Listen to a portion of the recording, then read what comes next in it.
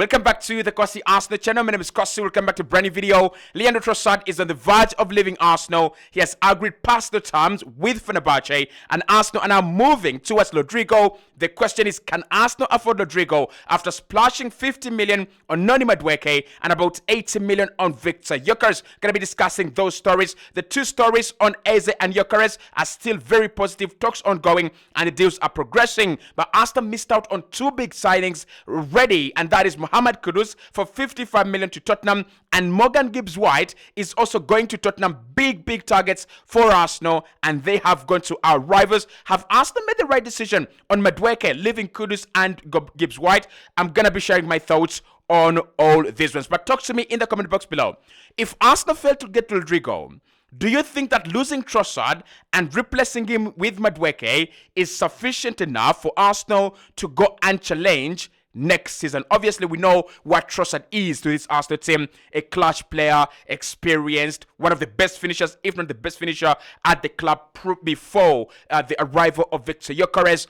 Honestly, with Leandro Trossard, there's so many elements of his game where Arsenal can say, we have Trossard there, we have Trossard there. In terms of being clutch, we have Trossard. In terms of the best finisher at the club, we have Trossard. In terms of just being versatile as well, can play in the 8, has played in the 11, has played as a 9, has played as a false 10, he's played on the right wing as well. You've got Leandro Trossard. So, is Noni Madueke a good replacement for Leandro Trossard at Arsenal? Let me know in the comment box below, but for now, let's jump into it. Of course, don't forget to turn on notifications as well.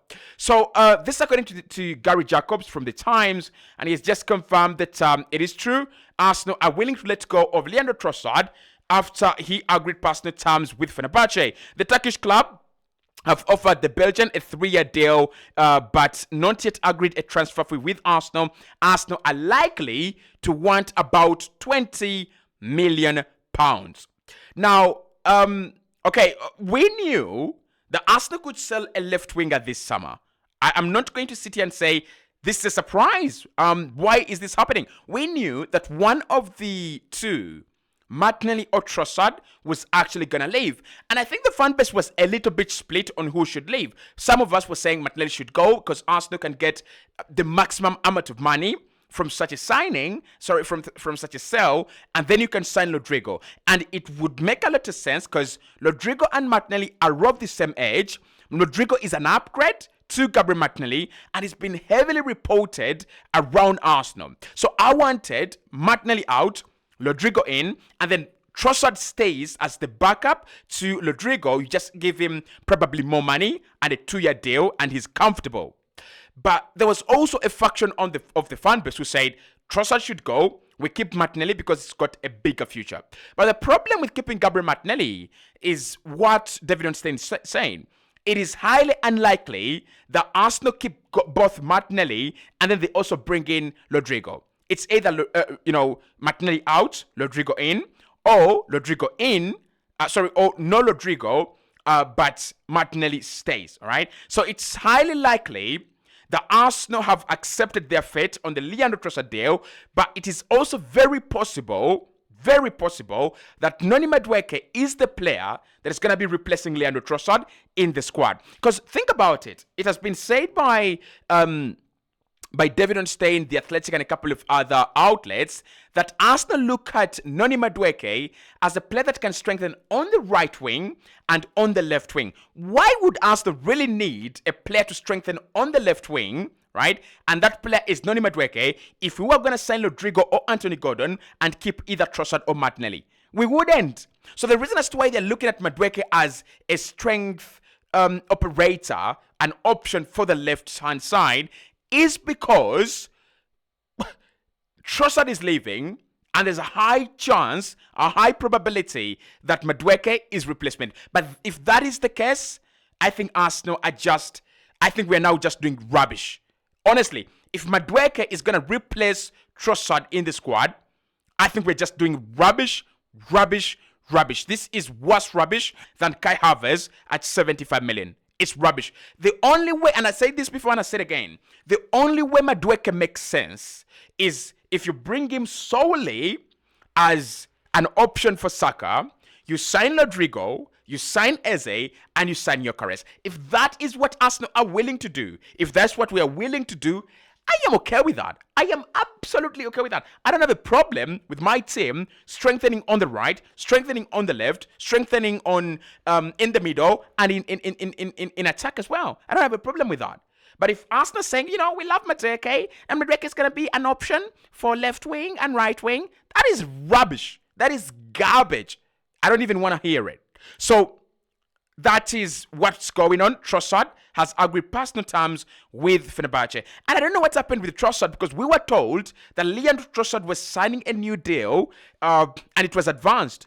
But we were told that Arsenal wanted to give him higher wages, but they didn't want to give him a contract extension. So basically, they wanted him to maybe keep his current deal, no more years to his current deal, but more money. And Trossard is like, I have Fenerbahce. They're giving me 3 more years, and they're also giving me bigger money than what Arsenal are offering. So why don't I go to Fenerbahce? Now, this deal has not yet advanced, but Arsenal are asking for around 20 million for the sale of Leandro Trossard. If he goes, we've got to sign a left winger. And so let's talk about Rodrygo a little bit.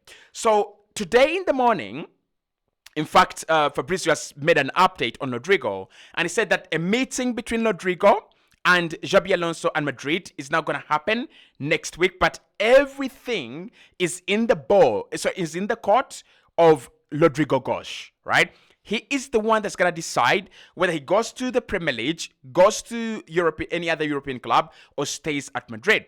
And Fabrizio has actually said that at the moment, Madrid have opened their doors to all possibilities of the player leaving. It is unlike last summer where it was a no chance. Madrid said, Rodrygo is our player, no chance, he's not leaving. But this summer, they're actually saying, anyone has a good offer, we are listening.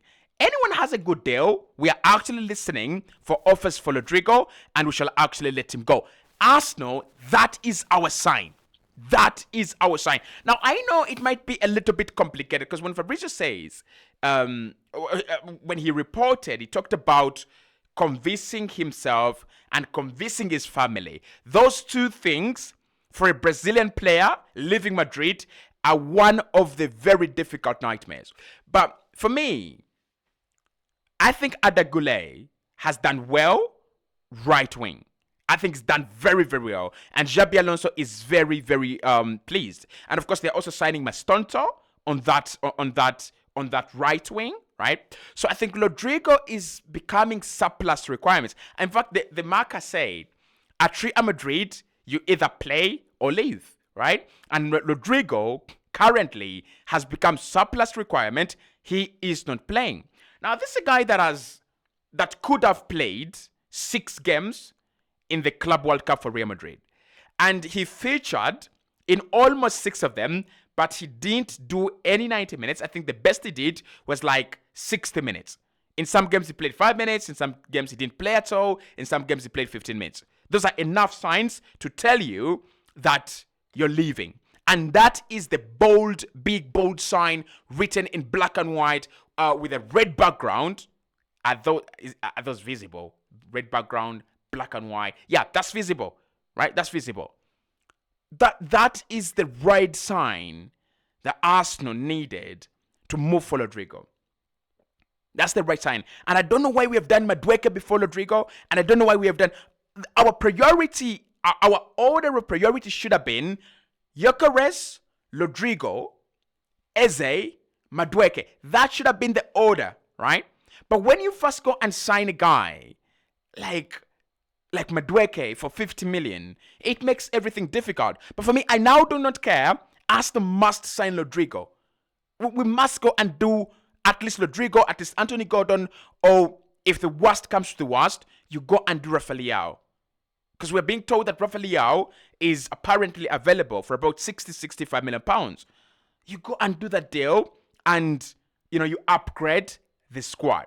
But that is not to say that Arsenal have not done any work. Arsenal have done some work. Our 3rd signing and 4th signing of the summer are actually done. Obviously, yesterday we confirmed the signing of Christian Nørgaard, 31. He will be putting on shirt number 16. Done, dusted, and sealed and signed. Now, our 4th signing of the summer has been agreed. A deal between Arsenal and Chelsea is already finalized, and the player's been given full permission to do his medicals at Arsenal. He should be arriving anytime soon, do his medicals, complete them, and then be announced as an Arsenal player. And after that, Arsenal are working on 2 more deals before we get into the Rodrygo commotion. Obviously, with Rodrygo, it's one that's going to take some time, right? You want to allow him to talk to Madrid and Xabi Alonso, and I think his question is going to be why? Why me, right? I have been obedient. I have been the guy that you have thrown on the right wing. I didn't want to play there, but I played there. I never complained. Why me? Why are you chasing me out? But that is going to take some time. There are some questions and some difficult conversations that are going to have to happen between Rodrygo and Madrid. And then there are those emotional, difficult conversations that are going to happen between Rodrygo and his family. Because his father, we are told, his father is Rodrygo Madrid through and through. He wants to see him at Madrid. He wants to see him succeed at Madrid. So, is he going to fight for his place? Is he not going to fight for his place? Does he want to fight for his place at Madrid? Is he going to get the chance to fight for his place at Madrid? All those are questions and conversations that should be happening before Rodrygo signs for Arsenal. In the meantime, this is what Arsenal could do, and this is what Arsenal are doing in order to pass time as we wait for Rodrygo. One, we are progressing on the Gyokerez deal. Now, something has made me angry like a few hours ago. I have read a report, and it's saying that Arsenal are taking their time on the Victor Gyokerez deal, and they will not panic. They will not succumb to what Sporting are asking for, right? They will take their time. They are not under pressure. And inside my heart, I'm like, you idiots. That is what was in my head. I was like, in my heart and in my heart, in my heart and in my head, I was like, you idiots. Because we signed Noni Madueke in 24 bloody hours.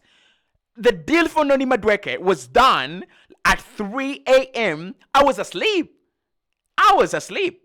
3 a.m. we did the Noni Madueke deal.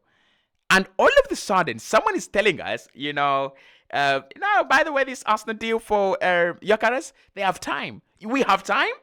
Suddenly, we have time for a number 9 that we have waited for 5 fucking years, but we do not have time for Noni Madueke, a player who is surplus to requirements at Chelsea, and Chelsea are very happy to see the back of.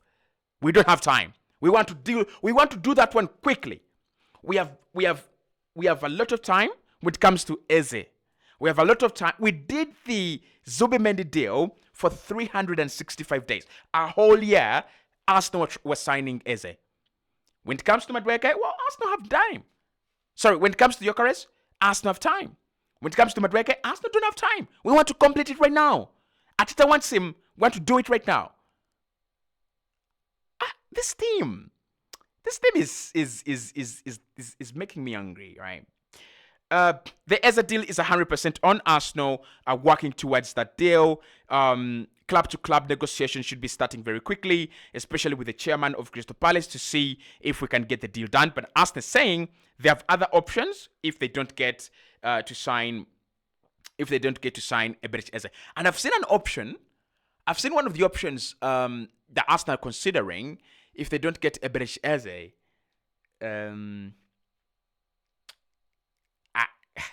I don't remember. I really don't remember, but I've seen one of the options. I was like, what? Now, I want us to talk about these 2 signings, and both of them have made moves to Tottenham Hotspur. Both of them were interested or had interest from Arsenal, right?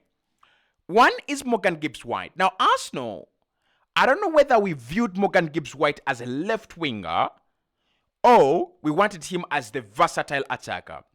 If Morgan Gibbs-White is the one that would have blocked Eze from signing, then I choose Eze every single day. But Tottenham have taken Morgan Gibbs-White. Like, if you want a left-wing option and you want a right-wing option, wouldn't Morgan Gibbs-White be a much better option and a much better fit than Madueke? I mean, it's a little bit more expensive. Maybe that's what Arsenal looked into. But Spurs are getting a very good player. This is a very good player for a Spurs team that are under Thomas Frank. This is a very, very good signing. And put your eyes, both of them, on the flow. This is going to hit like crack. It's going to be a very good signing. And then for me, Mohamed Kudus is the one that pains me. Because I don't care about Elanga. Like, yes, wingers are wingers, but I don't care about Elanga. But Kudus, I care.